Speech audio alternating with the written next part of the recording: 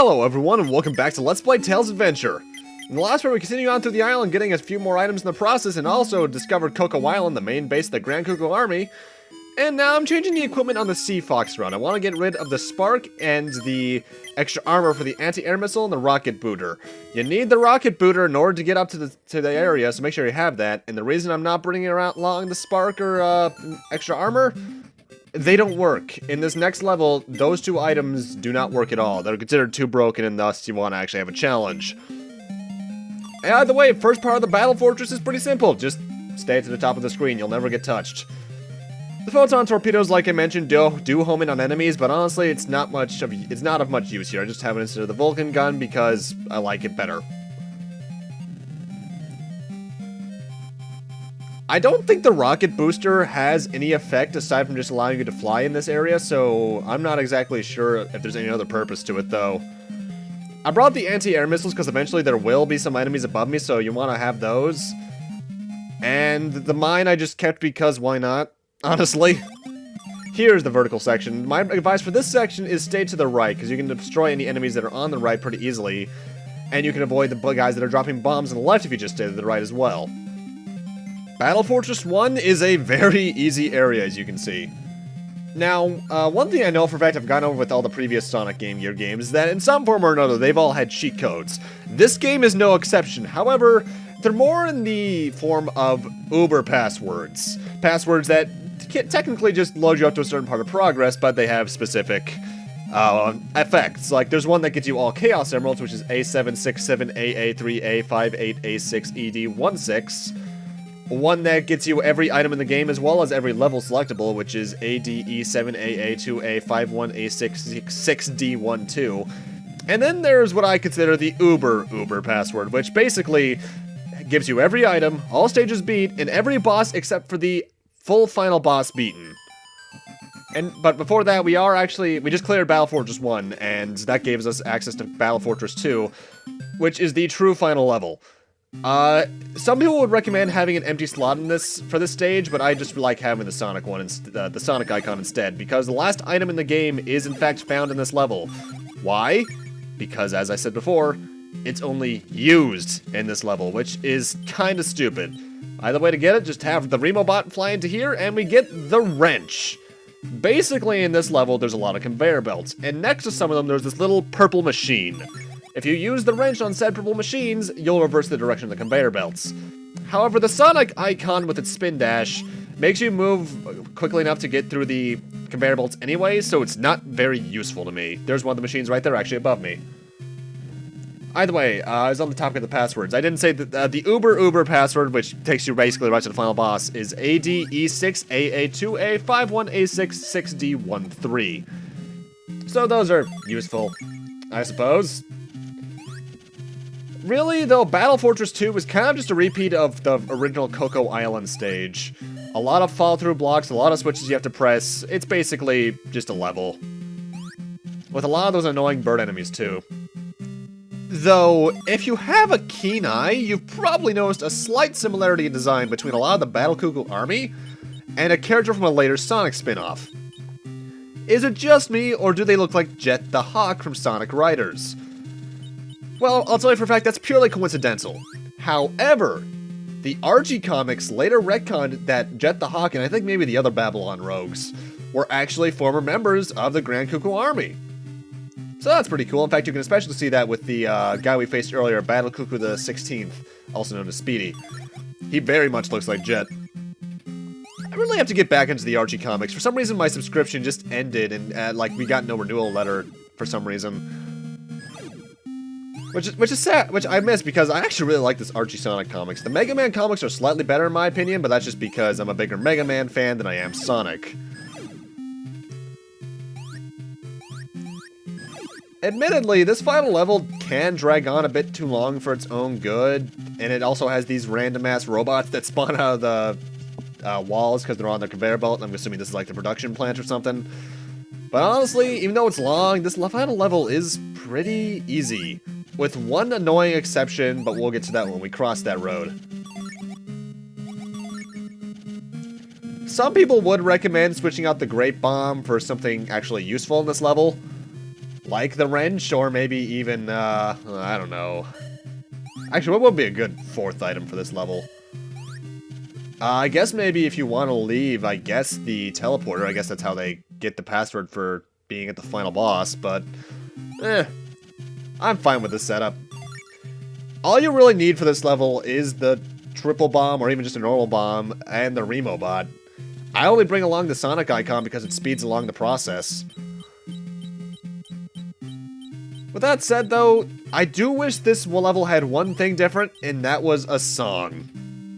Because honestly, this song is foreboding, I'll give it that, but it doesn't feel like it should be the theme of a final base. This feels like it should be the theme of a walkway up to a final boss, which I guess technically it is. But what I immediately think of when I think of a song that's foreboding, or at least in a similar foreboding tone, is in both Ocarina of Time and Twilight Princess, when you're going up the castle towards Ganon. Because that was really well done in terms of mood making. Now, if only Twilight Princess wasn't hijacked by Ganon. Though, like, that final Ganon fight is really good. There probably is a slightly faster route you can take if you have the wrench, but honestly, I never use it. The only reason I know what the wrench does is because I got curious at one point, went back, got it, and tried to use it on some stuff, and I found out. With that said, though, one thing I have to put against Tails' Adventure is getting everything does nothing. A lot of the items aren't that good, and I'll tell you right now, getting all the Chaos Emeralds, you know, the reason that the Grand Kuku army invaded this island in the first place, doesn't even extend the ending at all. It's the exact same ending no matter what. The Chaos Emeralds are purely health and flight upgrades, which, you know, are helpful against a lot of the bosses, but I'm not a fan of that. I guess it's just a missed opportunity, but it bugs me all the same. Either way, we're coming up on the only really annoying area in this entire level. A Remo bot section on a conveyor belt. With these blue waves from the last level, which are the only thing that can really harm the Remo bot. I think there is one of those machines you can use the wrench on around somewhere in order to speed this process up, or at least put the conveyor belt in the opposite direction, but honestly, since I don't like bringing in the wrench, so I just have to go the hard way about it. Thankfully, this doesn't take too long, but I've been here for about 8 minutes before just having bad luck and timing. Take your time, and hopefully you'll make it through in a good amount of time. Time. One thing I do like about this level, though, for a fact, is the use of the sunset-like background. Obviously, we've seen a lot of orange in the game, both in the prior levels and with Tails himself. But battles and final areas set against a sunset almost always leave some amount of memorability to it. Because for some reason, whenever I think of the No More Heroes games, I remember whenever there's a sunset. I think the final boss was set against it in the first game, and who was it in No More Heroes 2 that had sunset battles? I think it was the dragon guy and the one you fight on the rooftop after that really long and boring level. I need to go back to No More Heroes. It's been a while since I played those. And another Remo bot passage here. Remo bot really is the most useful item in the game because they make you use it a lot.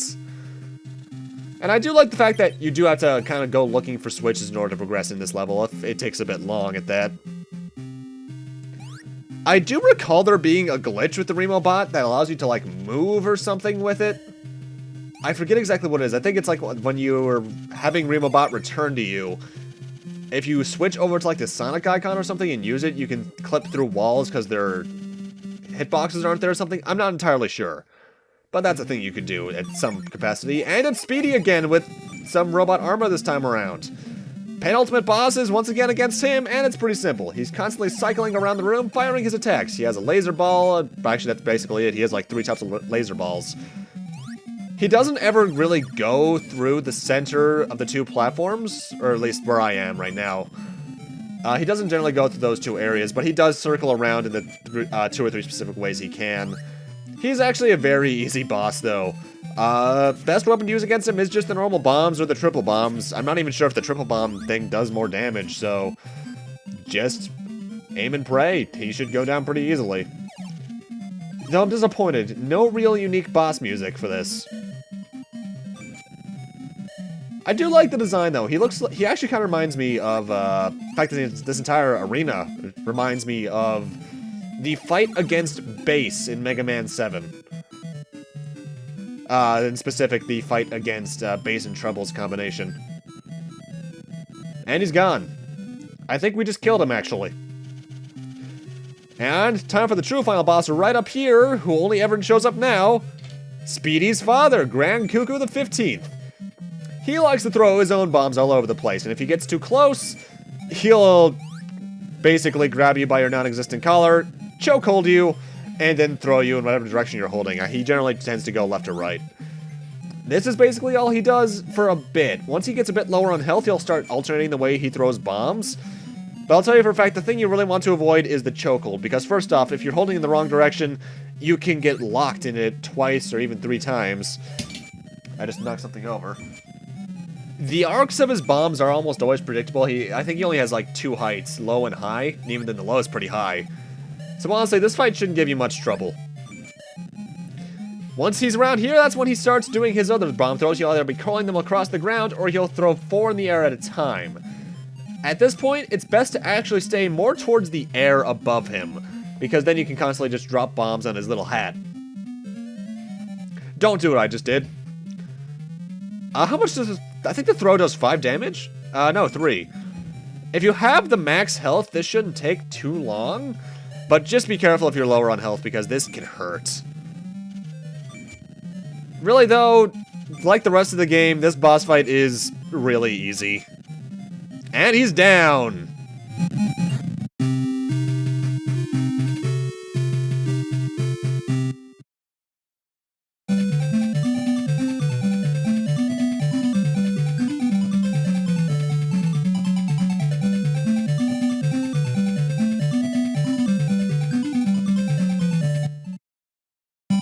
And then hundreds died.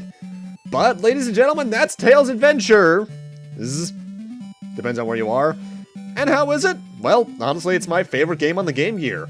And I bet you're wondering, but Kyle, you said Sonic Chaos was your favorite Sonic game on the Game Gear. Yeah, it's my favorite Sonic game, not my favorite game. This game, it's fairly limited. It's just very charming. Small levels that leave a good amount of playability with the different items layouts you can use. Great music, and it's just pretty charming overall. If you want to play it, it's on the Game Gear. There was no Master System version for it. It was on Sonic Adventure DX in the Sonic Gems collection, and it's on the Virtual Console for the 3DS. I actually highly recommend this because it's just such a fun little adventure. Some people don't like it, and I can see why, because it's kind of goes against a lot of the general Sonic conventions. But I think for what it is, it's pretty fun. Mind you, I'm just a massive Metroid nut, so games like this just kind of are more fun to me by default. Plus, it's a pretty good size. You can probably beat it in like a day. But with that said, next up, we're going to some bad games. We're still on the Game Gear, and we're heading on over to Sonic Labyrinth. Ugh. Followed by Sonic Blast! Why didn't I save this for last? I should have saved this for last. And after that, we're not quite done with the Game Gear Marathon yet. Like I said, this is mostly a Sonic thing on the Game Gear, but we're still playing 1 or 2 games that aren't Sonic related, so you'll have to see that then. Also, I love this credits theme. I think it's mostly a medley of a lot of the other songs in the game, but it's just really nice sounding. And yeah, with that, I'm basically out of things to talk about. And wow, Tails, dude, things just blow up very often on you. He's not having a good time constructing this large Remo bot.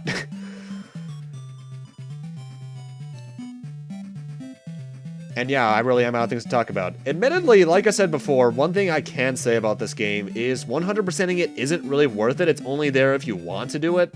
Because a lot of the items, as I said, just not very useful. But if you want to, it's there. I like the game a lot. I recommend you play it. If you're a fan of these types of games, obviously. If you're more of a fan of the run fast Sonic games, possibly stay away from it, but I still encourage people to try it out. But with that, I'm going to end this off here. By the way, this is the item percentage. That's how you know you got 100%. Thank you guys for watching. Have a great night. Take care. And I'll see you guys in Sonic Labyrinth.